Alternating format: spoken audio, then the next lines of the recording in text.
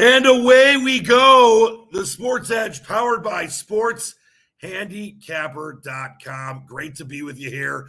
I am on location this week. I wanted to show the skyline of Vegas, but it's just the windows a little. They got a little, like the darker tape on it, like they do when people tint their windows. So I'll just show you the Squatch suite here, the Mirage. And I know that my guys that are coming on in a minute, Jamie and there's a bidet, by the way, which I'm sure Seal loves. But let's bring on the nobleman. Seal and Jamie. Seal, I know that you're a big bidet guy, so don't you normally only stay in rooms that have bidets? I love bidets. That's all you got for me. Jamie, I know that you do not stay in rooms ever that have bidets. No, I just do handstands in the shower, so it's the same thing. Yeah, by the way, I must say, Jamie, this is the best. Not only have you looked in general yourself, but your shot. I like the you look like you're in a tropical forest, yet a modern tropical forest. I love it. No, yeah, we've got the jungle in the background with the mountain range of the Central Valley over here. It is beautiful. All right, well, we got a lot to get to. Some golf to talk about, and of course, college and pro football. We'll get back with Seal in a minute. The king of the Westgate, by the way. I always got to throw it up. He's the champ. You're still the champ until it's over. Seal, how did we do last week in the Westgate, by the way? I believe 5-0. What do you mean you believe? I know you know your record. I was told it was 5-0. Who were you told by? A little birdie? My daughter. So you're saying that Livers and Onions, your amazing daughter, knows more about your picks than you do? Yeah, she selects half my picks. So she's your proxy too, right? Yes. All right, well, 5-0. You went 4-1, 3-2, 5-0. That's pretty incredible. You might go back to back. We'll get with Seal though in just a little bit. Let's start with Jam Sam here. Jamie, of course, ScratchCandy.com is the website. We've got, after I thought an awesome weekend with the President's Cup. I mean, not really a good betting weekend. Although I did have Justin Thomas overall most points. And until the final 3 holes, he had it. And, of course, Speed took that over. But, now we're back to this. It's the last year of the wraparound schedule on the PGA Tour. You got the Sanderson Farms Championship in Jackson, Mississippi. Maybe one of the – I don't want to be, unfair because these guys are obviously all great golfers, but maybe one of the worst fields I've ever seen, though. Yeah, you can be unfair and you can be rude about it because it is pretty shit. It's one of the worst I've ever seen. And, it's all relative, Jamie. These guys are amazing golfers. That's all I'm saying. Yeah, no, exactly. But when you look at the amount of first-time winners that you've got here, obviously last year with Burns and Garcia, the last 2 winners here, that's kind of sort of leveled out a little bit. But you've had players like, Cody Gribble winning here. So we're coming into this event with Sam Burns, obviously, as the defending champion. He's already defended 1 title this year over at the Valspar. But you think with everything that kind of happened last week, with him being in the President's Cup, I think he played all 5 matches as well, didn't he? He played all sessions, and he played obviously the Sunday. And I don't think he picked up a point, did he? I mean, it's pretty unusual, a guy playing 5 sessions and not being able to pick up a point. And then, of course, all the going out on the piss on Sunday night. We've got to avoid Sam Burns this week. He was definitely nowhere near the radar. There was only a couple of guys, like you said, it was a real bad event, wasn't it? A real poor field. There's only a couple of guys that I kind of liked. Both of them were previous winners on Bermuda grass. The first one was Chris Kirk, available about 45-50 to 1. Now, Chris Kirk has got some real good form there on some of the Bermuda courses that we've played before. His actual last win was on the Corn Ferry on a par 72 course with Bermuda grass greens. And I just figured, in such a bad field, if you can get a guy who has been a winner before, he has won on the course, he has won on the greens, and you can get sort of 50 to 1 about him, it's always a good shout. The other guy was Harris English. Now, obviously, Harris English, we all remember he won the he won the Century Tournament of Champions there in Hawaii. Obviously, you can't compare Hawaii to Mississippi, but a long golf course, again, Bermuda grass greens, played on the Ryder Cup last year. He's just had some injury issues, hasn't he? But he had a 9th at the 9th at the Fortinet a couple of weeks ago. And I was kind of thinking he may well be able to sort of kick on from there. But he had a poor first round yesterday. I know he's a couple under par right now. So if we can get them making the cut, and, Sam Burns isn't around the leaders. Hey, listen, with all these guys that haven't won on tour or they're playing some of their early tournaments, this is one of their first tournaments they're playing, anything can happen on a Sunday. You can see a big lead disappear. You can see some real strange shit happening when you've got guys at the top of the leaderboard that haven't necessarily been, they're not proven. English, he was a proven guy. Like I said, he had that injury issue when you were trying to just look for any signs where it would come back. And he kind of looked like it at the Fortinet last week. So, but again, at 45 and 50 to 1, the pair of them, I thought it was decent value for the two of them. That were the only two picks that I put up. They were the only two players that I've bet this week. Didn't really want to get too much involved with it being such a bad field. And you can have guys there at the top of the leaderboard on a Sunday who, let's face.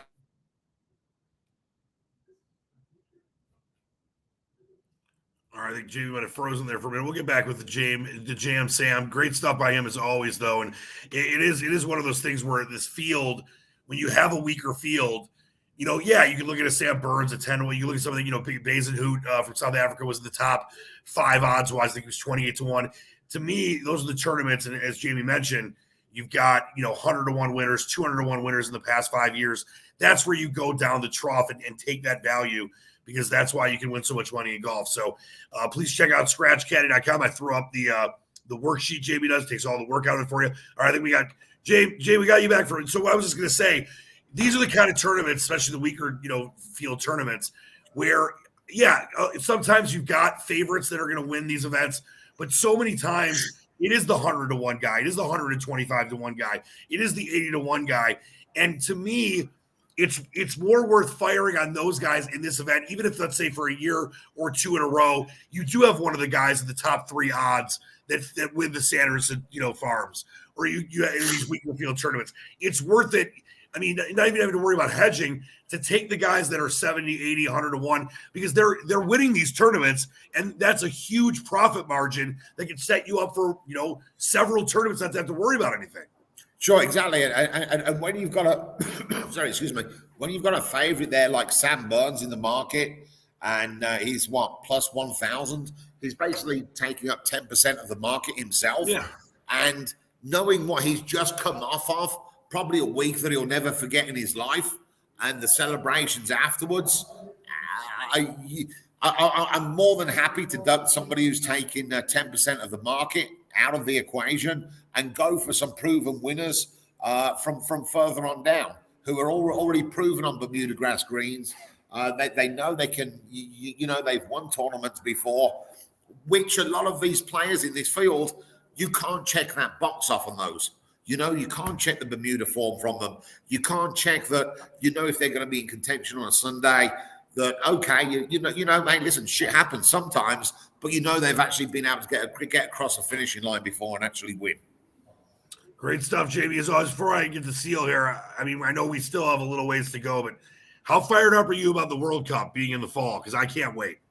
I'm English, brother. We all know what's going to happen, right? Well, yeah, they're going to do great and let you down again. Yeah, they'll be okay. They'll probably just squeak through their group. As long as we beat the Gringos, it doesn't matter. That's all that matters. And as soon as we play in Italy, Germany, France, Brazil, or Argentina, then it all goes fucking Pete Tom, doesn't it? So we'll be out. If Team England played Aston Villa, who would you root for? Oh, Villa. Of course, you got it. 100%. Yep. JB, great stuff as always. Get back to you in a minute. Let's bring in the maestro here. Give me a second. He needs a second. I think.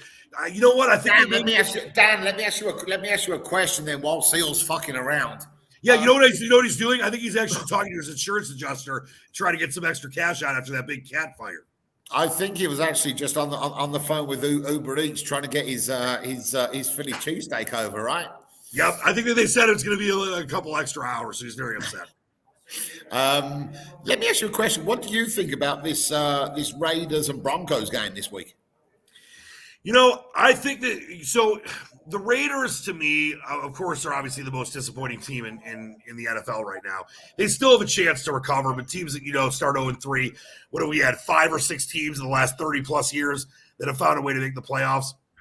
So you look at the Raiders being disappointing, and you look at the Broncos as being – that was maybe, Jamie, one of the worst primetime games in the history of the 100%. NFL. Horrible. It was and I got a great friend of mine. I'll give him a shout out, Baby Dave, who's from Michigan, lived there his whole life. Like, I've lived in 5 different places and always has been a Lions fan. He's never left the state of Michigan. He's traveled, and he's a Broncos fan since he was 8 years old because the Lions, his dad took it to a Lions preseason game, and Gary Danielson threw a pass that was dropped by the receiver. He became a Broncos fan because they were on TV with Elway when he was 8 or 9 years old, whatever. So he's insufferable. His team is insufferable. And to me, the fact that it's just LA minus 2.5, or Vegas, excuse me, and where I'm at right now, and I actually might be going to the game on Sunday. I think it's a play on the Raiders. It's under the key number. Yes, Denver, they're going to get better, but Denver is a terrible offensive team right now. I understand that, and they have been terrible all season, but they found a way to win. Yeah, but that was and Vegas can't. They found a way to win against a bad team. And but they still found the way to win, though. Well, I'm sorry. Denver's not a bad team, but they played awful in that situation where they should have won that game. They were setting for field goals, and they should have scored touchdowns. I get it. But it was in Denver. This is in Las Vegas. You got an 0-3 Raiders team. I think it's definitely a play on Vegas. But we'll get to Seal and see what he thinks. All right, Seal, is Uber Eats on its way or what? Well, I got to bet something. Just keep on talking to James. No. I want to show behind the curtain. This is what happens when information comes in. Seal will start betting things. How long do you need? About 2-3 hours? Just give me a couple minutes. All right, fine. Jamie, I think that what we should do is we should tell people that when Seal needs to bet certain things, it's pretty disgusting. How he can't get his Uber Eats in time. Yeah, no, exactly. But you know what? At least he's got his priorities right. But again, just to let everybody know, I'm here in the office every weekend, and I hear the conversations with Seal, and the amount of work that he does on researching games and looking at games and looking at numbers, and I hear the phone calls, like I said, every Saturday and Sunday morning, and it's a thing of beauty, to be fair. No. And I was obviously, I'm kidding. This is why I love it. I wanted to kind of show behind the curtain. This is one of the things I love about this show and what we try to, teach people and let them understand. Whether you want to sign up for, SportsHandicapper.com or SquatchPicks.com or, your site, ScratchCaddy.com. We do this show because we have fun with it. We love it. And it's a way for us to teach people how you can, profit and not be silly about making bets that are not going to ever, win in the long run for you. And we're going to get to Seal in a minute here. And there's a lot of totals this week that ended up moving crazy because of the way, just the lines move and Seal bets them. And it's, the truth. But to see him in action, I think people don't understand this is how fast things happen. And if you're part of what Seal's service does and you're part of SportsHandicapper.com, if he bets a game, you're getting it right then. No, exactly. Yeah, you can't wait. You can't. Yeah, I mean, if something comes across your email, something comes across your phone, and it's come from Seal, that line is not going to be there in 15 minutes. No, it might not be there in 5 minutes. Yeah, no, exactly. So no, you've got to get on it. And like I said, I hear all the conversations here and the depth of detail that they go into regarding the players. I mean, I was in a survival pool the other week, and. For week 2, I put in Cincinnati against Dallas. Yeah. And I'm kind of hearing Seal in the background, and all he kept on saying was about this Cincinnati offensive line, and that he's, and I'm thinking to myself, typical square play. Cincinnati last year in the Super Bowl, they're already 0-1. They can't go 0-2. And what happens? I'm out of the survivor pool, and exactly what he said happened. So yeah, it's you can always sort of disagree with him, but 8 times out of 10, you're going to be wrong. I'll give him 8.5. All right, are we back? You're going to be wrong. And than happy to admit that I was completely wrong and he was completely right. Now to listen to my man Seal. Seal, are we good? Are you past the? Yeah, don't bet Tulane. I think the quarterback might be out for Tulane. He's pretty good. All right, Yeah. all right, Jamie. We'll get back with you in a minute. So is that what you were dealing with? Yeah, I had to get off just in case. If he plays, I'll just rebet it. But it's going to go to 6 if he doesn't play. But Seal, it's one of these things where we just saw something in live, real time, which I think is awesome because, and like Jamie and I were talking about when you were making the bet and getting the cheesesteaks, this is how things move. I mean, we like it. We had Starsky on a couple weeks ago, and we had this discussion about, people love the stock market and they can bet, bet on a stock and, invest in it over years and years. This is like betting on a stock and having a chance to make your investment come to fruition in 3 or 4 hours, and seeing you in action, whether it's you obviously making a play, getting off a game, whatever it is. I think people need to understand that this is, not that they know that you're the real deal. I told you had all these adoring fans when we were in Vegas when you won the Westgate for the Super Bowl. But I think Seal, just let people know how important it is. We've discussed not cheating the numbers, which we're going to get into in a minute here with the totals that you were on this week so far. But that how things move so quickly information-wise. And I'll give you an example. Last week, you found out very early in the week that the Purdue quarterback was going to be out. No one knew. You had it. Florida Atlantic line, kind of bumped around, but it consistently started going down. Of course, Florida Atlantic covered easily. Tell people why information is so key these days when there's so many ways and it's so easy to bet on all these apps and offshore and all that stuff. It's just you got to know a lot of people in this business. You have to know because people share information, and if you know the right people, you get the information. If you don't get it yourself, I mean, well, you do know the right people. I mean, I don't think there's anybody that knows more people than you do, and I'm sure that you share stuff with other people and they pay you back for that. It goes both ways. Yep, definitely goes both ways. But there's no one better, even though you said there's no one better than me, but I'm definitely no Seal, that's for sure. No, nobody holds a candle to you. I mean, no. You're number one. I'm number 1A. So let's talk about some college football here. And I wanted to, again, talk about not cheating the number. Just let everyone know some of these totals that you've been on since earlier in the week or over the last couple of days. And obviously, like we said on this show many times, the high majority of the time, I would say at least 80%. When you bet a game, whether it's a total or a spread, the line's going to move. But it moves precipitously a lot when you bet. And what do you think you can explain to people about why they need to understand that you have to get on stuff when you give it out and before this line moves? Because a half point, I lost a huge bet by a half point that I was on the right side of, but it was a half point that cost me. A half point and a half over a year of betting on football costs you a ton. Oh, absolutely. It's a difference between winning and losing, or losing and losing more, or winning and winning less. Same thing. But so tell me about some of these games that you were on this week when it came to. I'm going to throw up the instant live lines now. What were some of the games that you had total plays on that obviously moved a ton this week?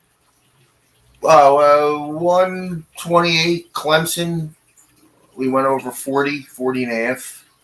Yep, and that's all the way up to 44 and a half right now. Top 10 matchup, by the way. I know you have Middle Tennessee tonight as well as we record on Friday. That was, I think you got it at 62, right? 62 and a half? 62 and a half. Now it's up to 64. So that's another move that, obviously, listen, Seal, a lot of times you're on the right side of these anyway, and they're gonna blow by the total sometimes. But a lot of other times, that extra point might be the difference between a win and a loss. Seal, there's a reason that the odds makers make tons of money setting the odds, right?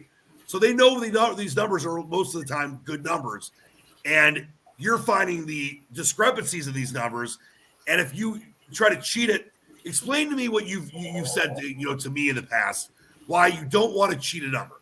Let's say just to explain really quick to make it in layman's terms. If you gave out a game at 62 and it goes to 64, I'm not saying you don't want to take it ever, but in most situations, you don't want to still take that game because you're cheating the number by 2 points. Explain why it's so important to not do that. You just want to get value. I mean, the more you want closing line value, everybody calls it CLV now, but you want to beat the number. And if you cheat, you're probably not going to beat the number. I mean, these games, let's face it, don't move that much. This week, some of them moved a decent amount. I don't know, like 136 North Carolina, we went over 51 and a half. I see 56s.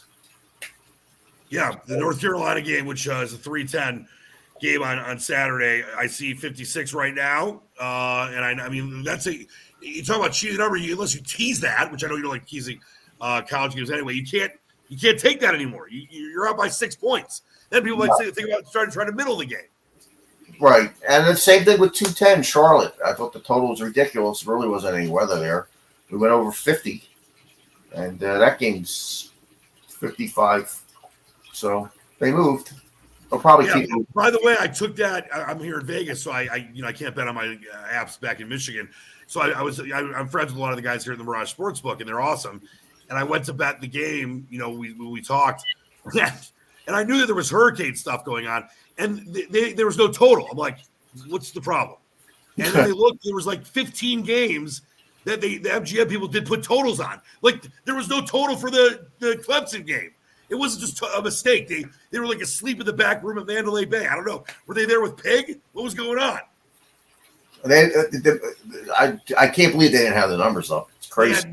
They had no totals on about 10 games, including a top 10 matchup with Charlotte or with Clemson and North Carolina State. It was nuts. But then they finally got them up, and I was able to make the play, and I got the good number like you would give it out. So that's important for people to go to sportshandicapper.com and get all this stuff as it happens. Anything else before we move to the NFL, Seal? Anything else in college that you were looking at? This was a kind of a slow week for me in college football. There was only one side I kind of liked a lot. UL Lafayette, they're not really playing that great. Game 156. You took that plus 10. 10 minus like 20. It's the only game I really. A couple games got away from me. I really like Kent State. The line came up. I guess I passed out because Sundays I'm pretty tired. And, you should be. They stuck the line up on Sunday night and it opened 6, and it's like 12. Yeah, I would play 7, but that Kent game State off that the almost win. Well, not the almost win, but the better than expected performance against Georgia. Yeah, against Georgia. They played well against Georgia. They played well against all their. They played a murderous schedule. Murderous. What number? I'm sorry. What number was the Kent State game? I'm having trouble finding it. I have to find it. I didn't bet it, so I don't really care. I just want to see where we're at. Here, I got it. It's 204, and it's Kent State minus 12. And you're saying you thought about it at 6. It opened 6. I would have bet 6, 6.5, 7, but that's I didn't even see it come up. It's amazing. Almost a touchdown move. Yeah. All right, let's talk a little NFL before we get out of here on this fine Friday, getting set for the weekend. I got a full, by the way, you guys are welcome to come out whenever you want. I got a full couch reserved here at the Sportsbook all weekend long. Got some comps for you. So head on out. But let's talk about NFL. And as we mentioned earlier, you are the champ of the Westgate. I got to throw this back up there as I always do. It doesn't get any better than that. I've been telling everyone about you out here. I was telling my guys that work in the Sportsbook here at Mirage that you won it because one of the guys here that's a ticket taker finished 3rd a few years ago, and he knew all about who you were, and this guy is the greatest. So I'm spreading the love for you, Seal, even when you're not with me. I appreciate it. You went 4-1 week 1, 3-2 week 2, and now 5-0. Let's talk about what you're leaning with and thinking about for NFL week number 4. Well, the only game I bet so far is San Francisco 49ers Monday night. I only a cheap money line price. I like them. It's a tough card this week. I thought last week was tough. This card's even tougher. There's like 8 games between pick 'em and 3. I know. Week. So, I keep telling you, the parity is just outrageous this year. It is. So the Niners, by the way, -1 right now. The money line -125 for the Money Niner. That's a tricky game as well. But, I think San Fran bouncing back after that awful offensive performance against a pretty good Denver defense is good. Yeah. There's 2 games I want to ask you about, and then I'll ask you if you have any other leans. The Lions, my Lions are completely banged up. My friend from Chicago was like, I'm missing something, right? Like, the Lions should blow out Seattle. I'm like, have you checked the injury report? Amon-Ra St. Brown's out. DeAndre Swift banged up. There's all these players that are injured, and Seattle actually has played decent with Geno Smith taking over for Russell Wilson. The line now is down to 3.5. It opened Michigan. It opened Detroit 6. Down to 3.5. I'm wondering if you think if this line goes to 3, which we know is a key number, would you consider the Lions at 3? Because I think the Lions can still win this game. I don't think Seattle's that good of a team, and it's at home, and the Lions come off the heartbreak against Minnesota, game they outplayed the Vikings 98% of the time until the end. Do you think there's any value with the Lions if it gets down to 3? Well, this was the biggest move of the week. I mean, this game moved more than any game. Right. They've been banged up all year, but it seems like they're really banged up this week. I don't know about them. I like that St. Brown guy. Oh, Amon-Ra St. Brown's a top 5 receiver this year. Yeah, He's out. I mean, he's averaging like he had 8 catches for like 8 straight games. And Swift, the guy can't stay healthy. He's always hurt. No, he's so good though. When he's healthy, he's so good. Always hurt. He's out. You'd stay away. You'd stay away. I would probably stay away from that game. I wouldn't touch Seattle though. All right. And the other game that Jamie and me brought up earlier, and I think, listen, I've been wrong about the Raiders so far. I have futures on the Chargers, so it's not like I thought the Raiders were a Super Bowl team. I wanted some value, so I took the Chargers as one of my futures plays. But I thought the Raiders would be in the mix in that AFC West and in the AFC all year long. Obviously, they started 0-3. They blew it last week. Denver's offense is garbage and embarrassing for football fans everywhere. They come off that close shave win though, where they came out of nowhere at the end against San Fran last Monday night. But it's Sunday night, excuse me. But this line is under the key number. The Raiders at home. I'm here in Vegas. I'll probably go to the game. My other friends I know are going to the game. Denver's got a first-year head coach, Buddy Hackett. I know his name is Nathaniel. Yeah, I like that, Buddy Hackett. Yeah, Buddy Hackett. I don't think you can hack it. This game seems too obvious to me. I think the Raiders are a big play. What do you think? Yeah, I'm going to be betting the Raiders. I'm just waiting for it to come down a little bit more. It's been. You want to go to like 2? I'll be making a money line bet on the Raiders. The problem using them in the Westgate this week is they're 3, which kind of sucks. Right. And the money line's minus 135. You're right. That might come down to 115, 120, 125. We'll see. Yeah, I'll be on the Raiders. There's not much this week. Betting wise, Raiders and San Fran Monday night. Don't think I'll be having many more bets than that. Tough week. Right. Well, you always kill it. Let's bring Jam Sam back in here. Guys, it's always, I mean, we had that epic trip here for the Super Bowl to celebrate Seals. Westgate, we got to do it again because we're all in 3. I'm in Vegas, Seals in Philly, and Jamie's in Costa Rica. So we got to bring us all together. Maybe we'll have like a World Cup party somewhere. You guys want to go to Dubai? Absolutely no chance soon. It's in Qatar, and there's absolutely no chance of going anywhere near. Well, I just want to go to Dubai because it's cool there. We can go to Qatar another time and maybe catch a game or 2. Do I have to wear a burqa? Yes. Do I have to wear a burqa? We go there. All right, Seal, that's it. All right, parting shot. Start with you, Jamie. No, just to obviously Villa are playing again this weekend. Thank God after the international break, finally we can get some Premier League soccer back. And again, just seeing that tour hit last night was kind of pretty fucking sick. It wasn't a good look for the NFL, was it? After what happened on Sunday, and then for that to happen again last night. Not good. So hopefully that can all get sorted out. And obviously this hurricane that everybody just went through in Florida and that's hitting Charlotte right now, or excuse my geography. Hope everybody stays safe and everywhere recovers as soon as they possibly can. Beautifully said. And by the way, on the Tua thing, really quick, the fact that they let that guy go out there 5 days later after, I know they said it wasn't initially a concussion, maybe it was. It's ridiculous. All right, so what do you got? By the way, really quick, JV's site, scratchcandy.com. Check it out. It's awesome. Let's think about this. I agree with what Jamie said. Ditto. I'll piggyback on that.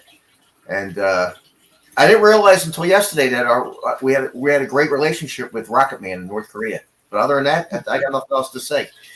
All right. Thank God, because I was going to take your camera off anyway. For me, I definitely echo what the Seal site, of course, SportSedge.com. You got me at SquatchPicks.com. I echo Jamie's sentiments on the hurricane. I got a cousin actually that lives in Orlando, friends that live in like near Fort Myers, which is like a nuclear blast zone. So please stay safe. And on a positive note, I'm here in Vegas celebrating my good friend, the R-Man's 60th birthday, Rich Renko, who's a very close friend and part of that football game of the week broadcast. And we're out here with his family, his wife, all these great people. So having a great time. Seeing David Spade and Ray Romano tonight. Maybe a little, I'm seeing a lot of luxury, Seal's favorite club, Omnia at Caesars. And everything else is happening. That is going to do it for us on this fine Friday. Until next time, keep reaching for the stars. Believe in the dream. For Seal, for Jamie, I'm Dan Leach, the Squatch. So long. We love you. Peace. Catch you later, guys. Bye-bye. All the best.